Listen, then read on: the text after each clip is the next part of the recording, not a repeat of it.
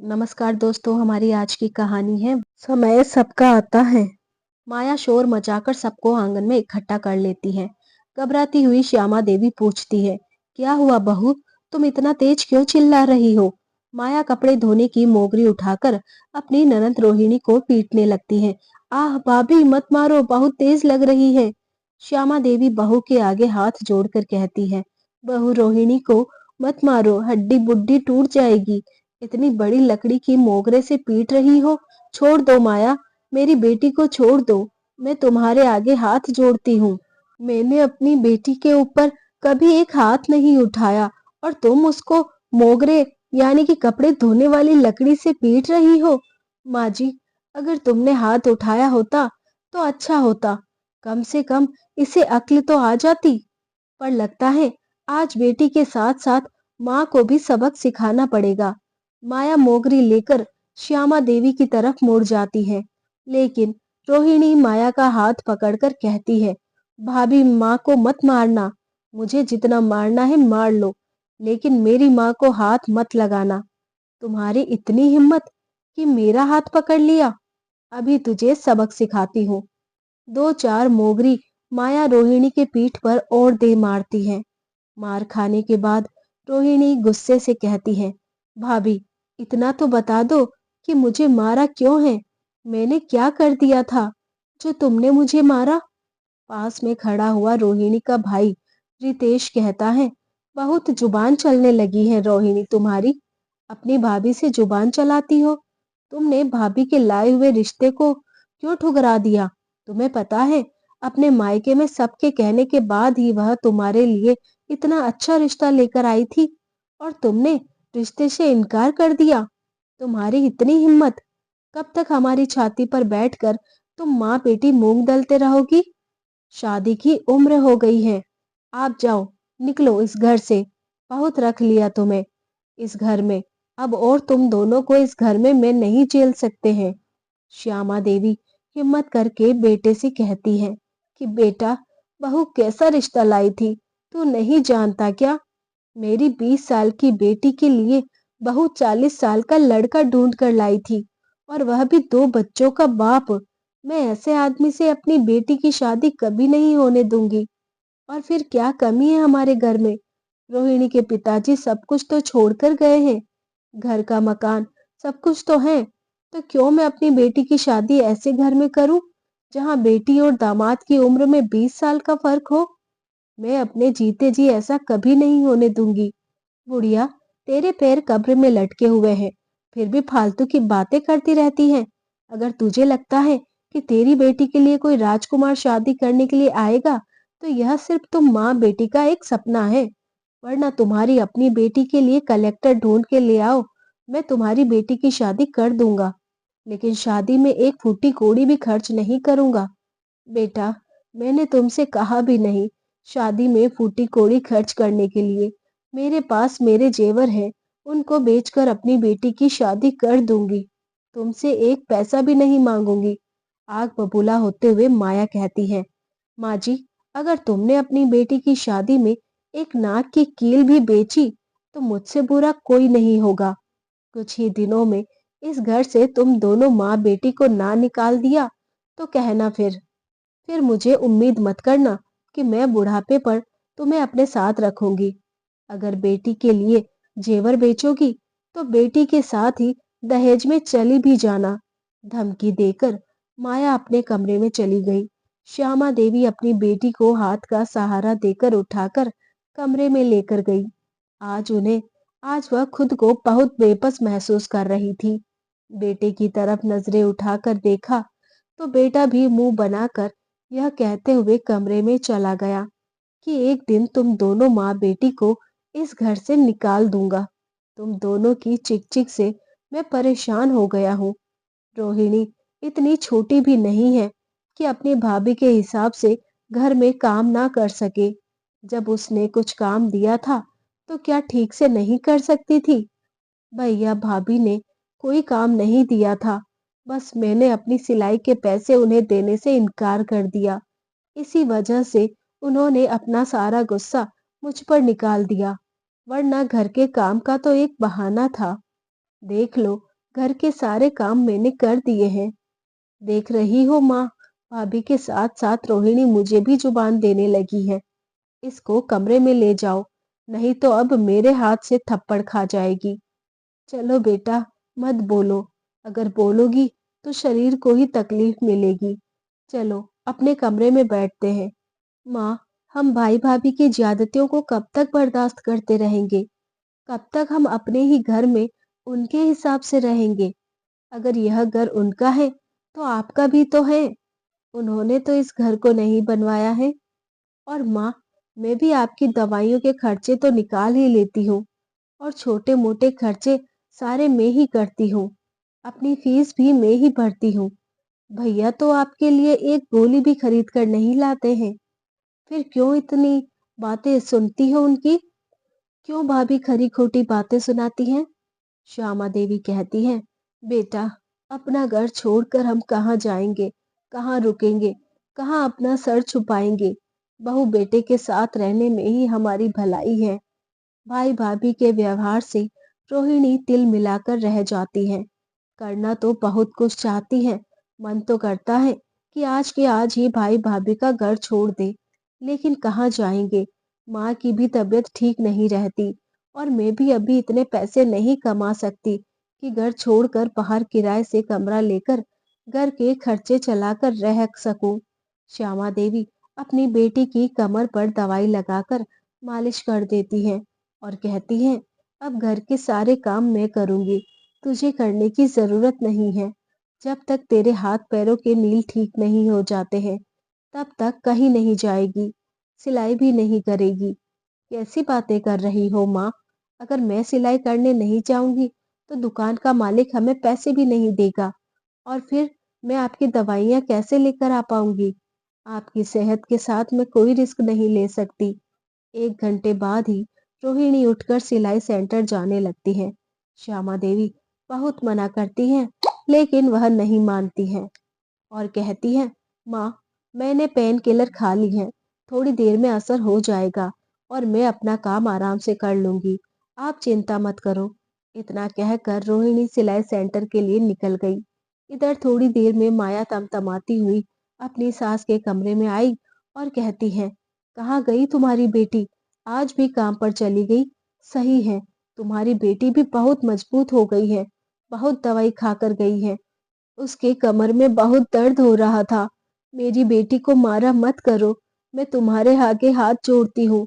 मैं और रोहिणी मिलकर सारे घर के काम कर लेते हैं, फिर तुम उसे क्यों मारती हो? चुप कर बुढ़िया, अगर तूने ज्यादा मुंह चलाया तो तुझे भी 2 मोगरी लगाऊंगी, तो अकल ठिकाने आ जाएगी। इतना कहकर माया चारपाई पर बैठी हुई श्यामा देवी को धक्का दे देती है। बुढ़ापे का शरीर है।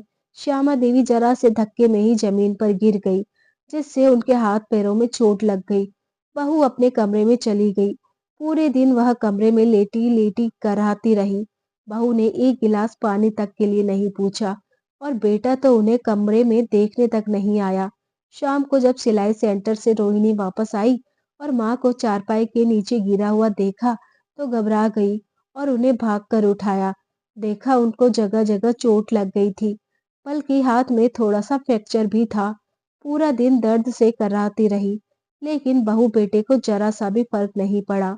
रोहिणी फटाफट उनको अस्पताल लेकर गई, और जितने भी बचत के पैसे थे सारे माँ के इलाज में खर्च हो जाते हैं।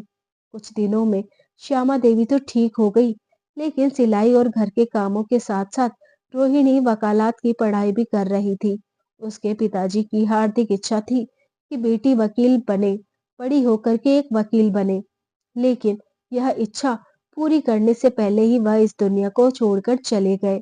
और अपने पिता की इसी इच्छा को पूरा करने के लिए रोहिणी ने ठान लिया था कि वह वकालत करेगी और एक न एक दिन बहुत बड़ी वकील बनेगी। लेकिन हालातों और परिस्थितियों से मजबूर होकर के वह अपनी पढ़ाई इतनी अच्छी तरह से नहीं कर पा रही थी। 1 हफ्ते बाद रोहिणी के कॉलेज में पेपर थे। बड़ी मुश्किल से उसके भाई भाभी पढ़ाई करने देते। जब भी वो पढ़ने बैठती तो उसे कोई ना कोई काम बता देते, जबकि वह पढ़ाई करने से पहले घर के सारे काम कर देती थी, जिससे कोई उसे डिस्टर्ब ना करे। लेकिन इतने पर भी भाई भाभी को चैन नहीं था। उन्हें तो पढ़ती हुई ननद फूटी आंख नहीं सुहाती थी। कई बार माया ने उसकी किताबों पर पानी डाल दिया तो कभी कुछ कर दिया जिससे वह पढ़ाई ना कर सके। हफ्ते भर बाद रोहिणी को कॉलेज में फीस भरनी थी। कुछ पैसे तो उसने अपनी सिलाई से बचा कर रखे थे। कॉलेज की सारी फीस रोहिणी खुद ही भरती थी, क्योंकि जब उसने भाई भाभी से पढ़ाई करने के लिए और फीस भरने के लिए कहा था तो उन दोनों ने साफ साफ इनकार कर दिया था कि हम तुम्हें पढ़ाई नहीं करा पाएंगे और फीस के लिए एक फूटी कौड़ी भी नहीं देंगे।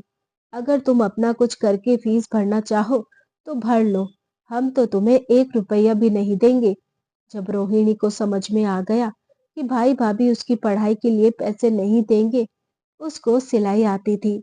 हाथ पैर मारने के बाद एक सिलाई सेंटर में उसे ठीक ठाक पैसे मिलने लगे थे, जिससे वह अपनी माँ की दवाइयों का खर्च चलाती और अपनी फीस के लिए पैसे बचाती रहती। लेकिन पिछले महीने ही उसकी माँ के हाथ में फ्रैक्चर हो गया था, जिसमें कुछ पैसे खर्च हो गए और फीस भरने में अब उसे कुछ पैसे कम पड़ रहे थे। एक दिन वह भाई से अपनी फीस के लिए कुछ पैसे मांगती हैं और कहती हैं, भाई मेरे कॉलेज की फीस भरनी है, 5,000 रुपये कम पड़ रहे हैं। वैसे तो मैंने अपनी सारी फीस जोड़ कर रखी थी, लेकिन माँ के इलाज में खर्च हो गई है। आप मुझे 5,000 रुपये दे दो। रसोई से निकलती हुई माया कहती है, ओ महारानी, अब वकील बनेगी, वकालत करेगी, तभी तेरी जुबान इतनी चलती है। जुबान चलाने से कोई वकील नहीं बन जाता है। रोहिणी का भाई भी कहता है, रोहिणी, मैं तुम्हें अभी कोई पैसे नहीं दे पाऊंगा और डिग्री करने से कोई वकील नहीं बन जाता। कोई पेपर वेपर देने की जरूरत नहीं है। चुपचाप से घर पर रहो और घर के काम धाम करो, इसी में तुम्हारी भलाई है। अगले 6 महीने में कोई लड़का देखकर तुम्हारी शादी कर देंगे। अब जाओ इधर से, खड़ी खड़ी मेरा मुंह ही देखती रहोगी। रोहिणी की बहुत मिन्नतें करने के बाद भी भाई भाभी पैसे नहीं देते हैं। थोड़ी देर में माया कहती है, रितेश, मुझे 15,000 रुपये चाहिए, शॉपिंग करने जाना है। अरे माया, पिछले महीने ही तो तुम 20,000 की शॉपिंग करके लाई थी, उन कपड़ों का क्या किया और फिर से तुम शॉपिंग करने जा रही हो? तो मुस्कुराती हुई माया कहती है, तो तुम इतना कमाते किस लिए हो? अपनी बीवी की फरमाइशें भी पूरी नहीं कर सकते क्या? मेरे पिताजी ने एक डॉक्टर लड़के से शादी की थी तय, और तुम शहर के सबसे बड़े हॉस्पिटल में डॉक्टर हो, तो क्या अपनी बीवी को खुश भी नहीं रख सकते हो?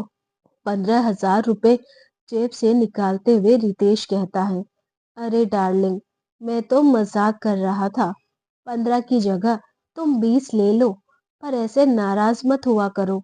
जब तुम नाराज होती हो तो मुझे बिल्कुल अच्छा नहीं लगता है। भाई भाभी की बातें सुनकर आंगन में खड़ी हुई रोहिणी की आंखों से आंसू बहने लगते हैं। कहती है, भाई भाभी के लिए आपके पास पैसे हैं, लेकिन मेरे लिए नहीं है। कोई बात नहीं भैया, एक दिन ऐसा आएगा जब मेरे पास तुमसे भी ज्यादा पैसे होंगे। रोहिणी की बात सुनकर माया हंसती हुई कहती है, हाँ हाँ, पैसों का पेड़ लगा है ना तेरे पास, जो मुझसे ज्यादा पैसे हो जाएंगे तुम्हारे पास। सपने देख रही हो, देखती रहो, पर तुम्हारे सपने कभी पूरे नहीं होंगे। भाभी, सपने पूरे उसी के होते हैं जो सपने देखता है, और मेरे सपने जरूर पूरे होंगे।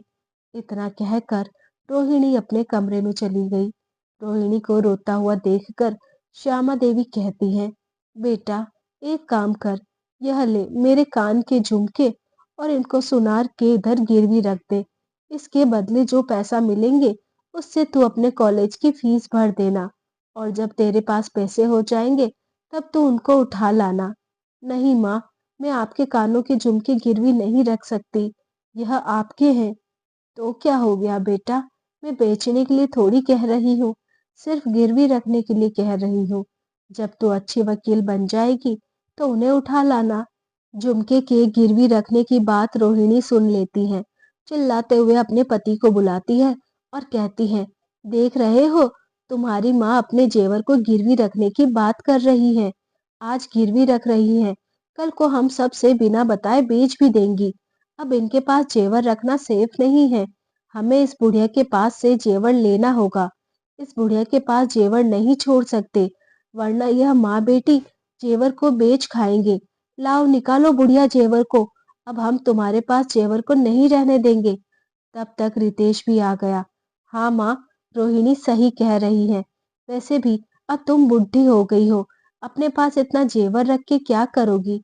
हमें दो, हम जेवर को रखेंगे। और फिर अब हमें तुम लोगों पर भरोसा नहीं है। चिल्लाती हुई रोहिणी कहती है, किस बात का भरोसा भैया? जब जेवर माँ का ही है, भरोसा तो आप और भाभी पर नहीं है। और माँ अपना जेवर तुम लोगों को क्यों देगी? वह अपने जेवर रख सकती है। माँ अभी इतनी बूढ़ी नहीं है कि अपनी चीजों को संभाल के ना रख सके। रोहिणी, तुम तो चुप ही रहो। तुम्हारा इस घर में बोलने का कोई अधिकार नहीं है। तुम लड़की हो और पराए घर की हो, तो पराए घर के लोगों को इस घर में बोलने की इजाजत नहीं है। भैया, अभी मेरी शादी नहीं हुई है। अभी मैं इसी घर की हूँ। पराई तो तब होंगी जब इस घर से शादी करके चली जाऊंगी। रोहिणी के जवाब सुनकर माया और रितेश दोनों को ही गुस्सा आ जाता है। रितेश माँ की अलमारी की तरफ जेवर की पोटली उठाने के लिए जाता है, तो रोहिणी और उसकी माँ जेवर की पोटली उठाने से मना करती है। बहू बेटा माँ के साथ धक्का मुक्की करने लगते हैं। माया सास को इतना तेज धक्का देती है कि बेचारी का सर दीवार से जा टकरा गया। माँ को इस तरह से देखकर रोहिणी उनके पास गई। माँ, तुम ठीक हो ना? इधर आओ, चारपाई पर बैठ जाओ। माँ को चारपाई पर बिठाकर रोहिणी भाभी के हाथ से पोटली को छीन अपनी माँ को दे देती है। भाभी, तुम माँ के जेवर को नहीं ले सकती हो। रोहिणी के व्यवहार को देखकर माया आग बबूला हो जाती है। आव देखती है न ताव, पास में रखे डंडे को उठाकर रोहिणी को मारने लगती है। आज रोहिणी भी चुप नहीं रहती। भाभी का हाथ पकड़ लेती है, कहती है, भाभी अब नहीं, अब मैं इस घर में मार नहीं खाऊंगी। यह घर अगर भैया का है तो मेरा भी है, माँ का भी है और मेरा भी। जब तक मेरी शादी नहीं हुई है, तब तक यह घर मेरा है। और तुम लोगों से ज्यादा हक इस घर पर मेरी माँ का है। आज श्यामा देवी भी हिम्मत दिखाते हुए कहती है, बहू, बहुत हो गया, बहुत सह लिया हम माँ बेटी ने। अब तुम्हारी एक नहीं सहेंगे। निकल जाओ मेरे घर से। यह घर मेरे पति ने बनवाया था और मेरे पति के नाम है, तो इस घर पर मेरा हक है। मैं तुम्हें नहीं रख सकती। बेटा बहू हंसते हुए कहते हैं, कौन सा घर? कैसा घर? यह घर तो मेरा है। माया, जरा अलमारी से घर के कागजात निकाल कर लाना। इन दोनों माँ बेटी को दिखाते हैं, वरना इन दोनों को भरोसा ही नहीं होगा। माया जल्दी से घर के कागजात लेकर आती है और रोहिणी को दिखाती है। सच में घर बहू माया के नाम पर था। घर के कागजात बहू के नाम देखकर श्यामा जी के होश उड़ जाते हैं। रोहिणी को भी समझ में नहीं आता है कि यह सब कैसे हुआ। यह घर तो मेरे पापा के नाम था, फिर भाभी के नाम कैसे हो गया? जब कुछ समझ में नहीं आता है, तो श्यामा देवी पूछती है कि यह सब कैसे हुआ और तुमने यह घर बहू के नाम कब कराया? माया मुस्कुराती हुई कहती है, जब बुढ़े ससुर जी अस्पताल में अपनी आखिरी सांसें गिन रहे थे, उसी समय हम दोनों ने अस्पताल के बिल के कागजों के नाम पर उनसे इन घर के कागजातों पर दस्तखत करवा लिए थे और तभी से यह घर मेरा है। चलो अच्छा है, मरते समय बुड्ढे की याददाश्त कमजोर हो गई थी, जिससे उसने कागजों पर ध्यान ही नहीं दिया कि यह कागज अस्पताल के बिल नहीं, बल्कि घर के कागजात है। और उन्होंने जाते जाते यह घर मेरे नाम कर दिया। भाभी की बात सुनकर कि रोहिणी धम से जमीन पर बैठ जाती है। उसे तो अभी तक यही लगता था कि इस घर पर उसकी माँ का हक है, लेकिन यह क्या हो गया? श्यामा देवी कहती है, बेटा, तू इतना नीचे गिर गया, मुझे तो इसका अंदाजा ही नहीं था। तूने अपने ही पिता के साथ धोखा किया और अपनी माँ के साथ भी धोखा किया। क्या कमी रखी थी मैंने तुम्हारे प्यार के लिए? क्या नहीं किया था? पालन पोषण से लेकर खिलाने पिलाने तक, पढ़ने लिखाने तक, सब कुछ तो तुम्हारे लिए किया था। और बाद में यह घर, यह सब तुम्हारे लिए ही था। तो फिर अभी से धोखा देकर मेरे पति से यह सब कुछ क्यों छीन लिया? हाँ भैया, मेरी शादी हो जाती, मैं तो शादी के बाद ससुराल चली जाती। मुझे तो कुछ लेना देना नहीं था। फिर आपने धोखा क्यों किया? मम्मी पापा के साथ धोखा क्यों किया? रोहिणी, मैं तुम्हारे फालतू के सवालों का जवाब देना जरूरी नहीं समझती।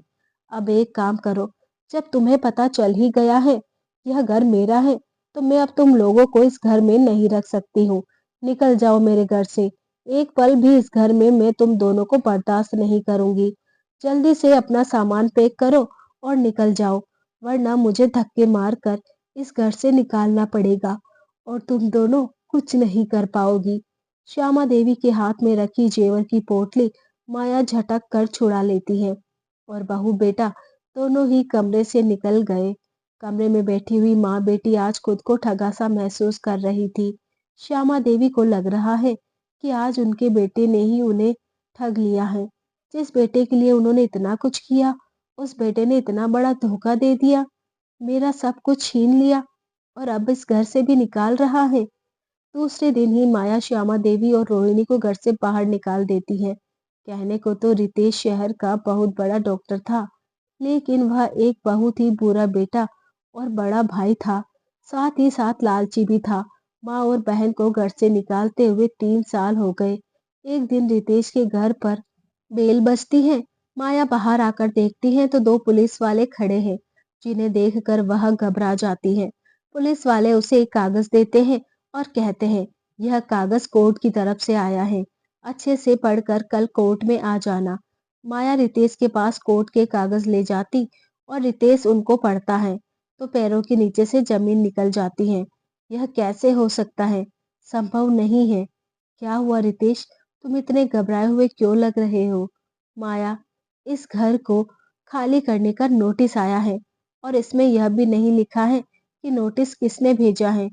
ओहो, तुम क्यों इतना परेशान होते हो? यह घर तो हमारा है और कोई इस घर पर नोटिस क्यों भेजेगा? तुम भी छोटी-छोटी बातों में परेशान हो जाते हो। और वैसे भी आज हम लोगों को तुम्हारे हॉस्पिटल के डायरेक्टर साहब के बेटे की एंगेजमेंट में चलना है। जल्दी से तैयार हो जाओ। जिसका यह घर था, वह बुढ़ा तो मर के ऊपर चला गया और बुढ़िया को हमने घर से निकाल दिया। तो अब और कौन होगा इस घर को हमसे छीनने वाला? फालतू में ही परेशान हो जाते हो। हाँ, तुम ठीक कह रही हो माया, हमें यह फालतू की चीजों पर ध्यान नहीं देना चाहिए। बस मैं 5 मिनट में नहाकर आया, उसके बाद अच्छे से रेडी होकर चलेंगे। तुम भी अपनी सबसे महंगी साड़ी पहनना, क्योंकि हमारे ऑफिस के डायरेक्टर सर के बेटे की एंगेजमेंट है। सुना है डायरेक्टर सर ने शहर के सभी नामी लोगों को बुलाया है। हम भी किसी से कम नहीं लगने चाहिए। दोनों लोग तैयार होकर के निकल जाते हैं। शहर का सबसे बड़ा होटल है, जहां पर डायरेक्टर सर के बेटे की एंगेजमेंट है। बड़े बड़े लोगों का आना जाना शुरू हो गया है। रितेश और माया भी आगे की कुर्सी पर बैठ जाते हैं। स्टेज पर डायरेक्टर सर का लड़का पहले से ही बैठा हुआ है। थोड़ी देर में लड़की भी आती है, जिसने बहुत ही सुंदर ब्लू कलर का लहंगा पहना हुआ, गले में डायमंड का सेट पहना है। लेकिन जैसे ही होने वाली दुल्हन के चेहरे पर रितेश और माया की नजर पड़ती है, दोनों के चेहरे पीले पड़ जाते हैं। माया रितेश को चींटी काटती हुई कहती है, क्या तुम्हें भी वही दिख रहा है जो मुझे दिख रहा है? कहीं मेरी आंखों का धोखा तो नहीं है? यह कैसे हो सकता है? मैं भी यही सोच रहा हूँ। क्या यह रोहिणी है? अगर रोहिणी है तो इधर कैसे? और इतने बड़े डायरेक्टर के बेटे के साथ इसकी शादी कैसे हो सकती है? डायरेक्टर सर ने इसको कैसे पसंद कर लिया? दोस्तों के चेहरे के रंग उड़े हुए हैं। मन में तमाम सवाल उमड़ रहे हैं। सभी लोग दुल्हन के आने पर तालियां बजाने लगे। अब वह सवालों के जवाब पूछे भी तो किससे पूछे? चुपचाप से अपनी कुर्सी पर बैठे हुए यह सब कुछ देखने लगे। तभी डायरेक्टर सर स्टेज पर आते हैं और माइक लेकर कहते हैं, आज मैं तुम्हें अपनी बहू नहीं नहीं बेटी से मिलवाता हूँ। एंगेजमेंट से पहले मैं अपनी बेटी रोहिणी, जो कि मेरी होने वाली बहू है, उसके बारे में कुछ बताना चाहता हूँ। रोहिणी एक बहुत ही होनहार और स्वाभिमानी लड़की है। मैं उसे पहली बार 3 साल पहले लॉ कॉलेज के बाहर मिला था। दरअसल मैं अपने दोस्त के बेटे का एडमिशन करवाने के लिए उस कॉलेज में गया था। कॉलेज के बाहर रोहिणी और उसकी माँ उदास बैठे हुए थे। रोहिणी की आंखों में आंसू थे। मैंने जब रोहिणी को देखा तो उससे पूछा, क्या हुआ बेटा, क्यों रो रही हो? उसने बिना झिझक किए अपनी सारी आपबीती बता दी। उसकी आंखों में मुझे पढ़ने की ऐसी चमक दिखाई दी, जिसे देखकर मैंने उससे कहा, तू चिंता मत कर, मैं तुम्हारा बकाया पैसा भर दूंगा। मैंने रोहिणी के कॉलेज की फीस भरवा दी और उसे अपना कार्ड देते हुए कहा कि जब भी तुम्हें जरूरत पड़े मुझे फोन करके मेरी मदद मांग सकती हो।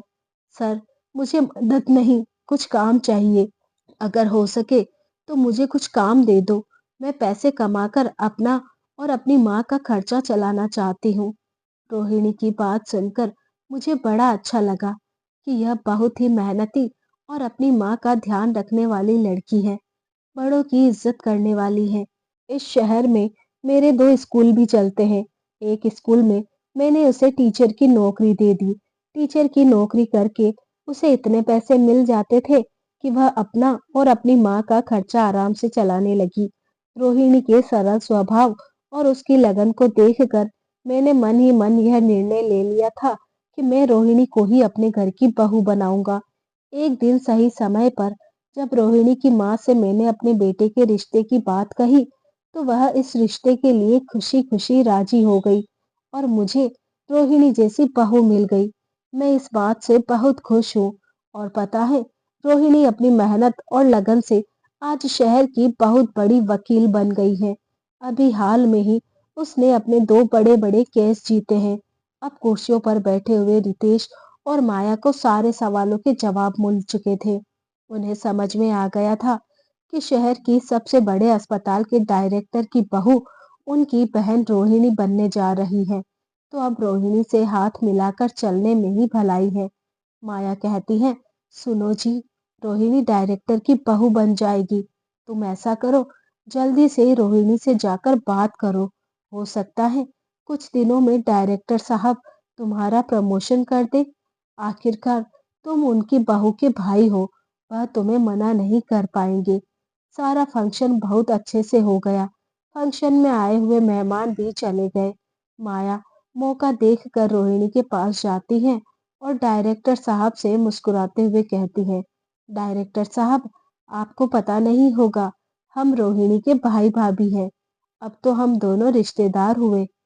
क्या तुम दोनों रोहिणी के भाई भाभी हो? चौंकते हुए डायरेक्टर साहब ने कहा। तो मुस्कुराते हुए माया ने कहा, हाँ हाँ, अगर आपको भरोसा नहीं है तो रोहिणी से ही पूछ लो। रोहिणी हमारी बहन है और हम उसके भाई भाभी हैं।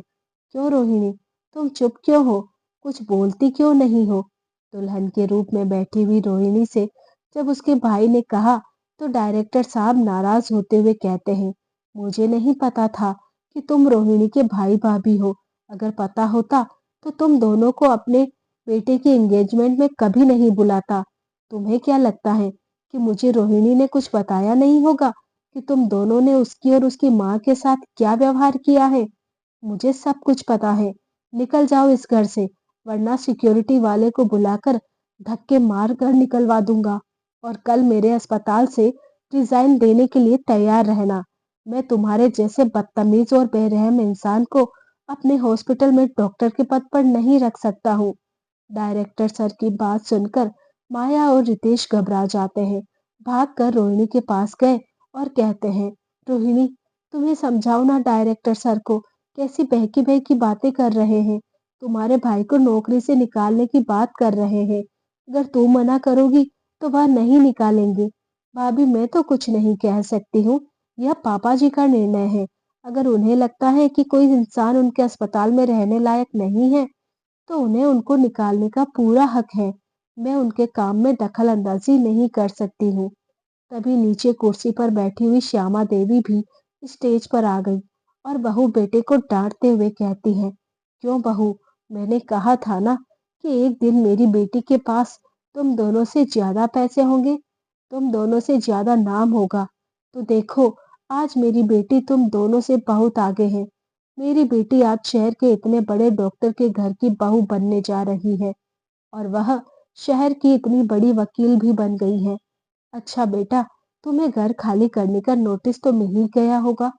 मेरी बेटी वकील बन गई है ना, उसी ने घर को खाली कराने का नोटिस भेजा है, क्योंकि तुमने वह घर अपने पिता से धोखा देकर बहू माया के नाम करवाया था। तो अब तुम उस घर को खाली करने के लिए तैयार रहना, क्योंकि मेरी बेटी ने अभी हाल में ही बड़े-बड़े केस जीते हैं। तो अब तुम भी घर को जितना जल्दी खाली कर दोगे, उतना तुम्हारे लिए अच्छा है। आज माया और रितेश चारों खाने चित हो गए।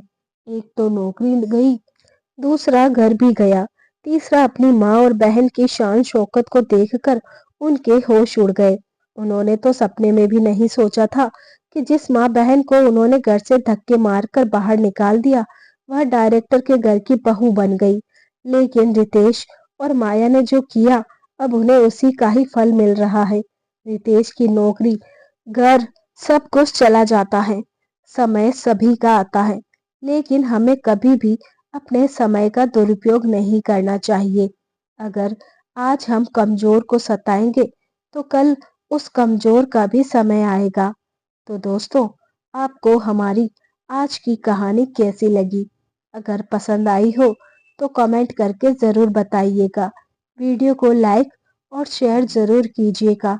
चैनल पर नए हैं तो सब्सक्राइब कीजिएगा, साथ में बेल आइकन प्रेस करें ताकि न्यू स्टोरीज का नोटिफिकेशन सबसे पहले आपको मिल सके।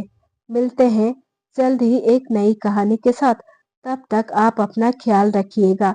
धन्यवाद।